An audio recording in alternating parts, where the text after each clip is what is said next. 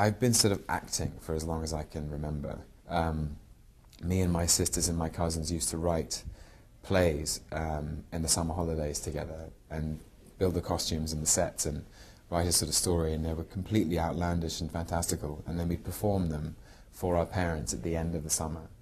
And then it got serious, or at least I allowed myself to commit to acting as a profession, which I would do for the rest of my life, I hoped. When I was at Cambridge University, I was there reading classics, and I was in a production of Tennessee Williams' Streetcar Named Desire.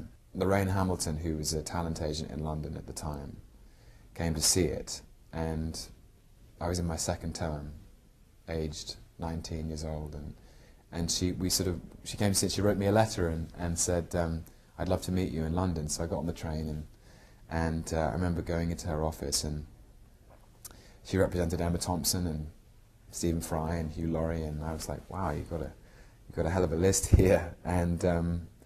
And she was so sweet, and she said, Tom, I think you can do this if you want to, and I'd love to be your agent. And I was just amazed and incredulous, and it was really that moment, being in that production, that was when I gave myself permission to want to do it as much as I think I always had. I think I'd always dreamt of it, but I'd never given myself the permission until that point. And then I was off to the races, I was flying. There was nothing else I was going to do. I'm always quite wary of giving advice, because I think people generally like to find their own way. And all the advice I can think of is much better than any advice I could give. It's Shakespeare's "To thine own self be true." The more authentic and honest you are in your interaction with the world, both professionally and personally, the better you will be placed to do the kind of work which will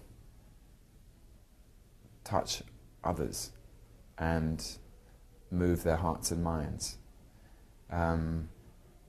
Because if you mean it, the chances are it's going to mean something to somebody else. I'm a self-taught filmmaker. I never went to film school. I never studied filmmaking in any way. I started making films when I was a kid, when I was, I think, 7 years old. Making films using my dad's Super 8 camera and little action figures, doing stop-motion films, a little bit of animation and a certain amount of live action. And I just carried on making films as I grew up. And over the years, they got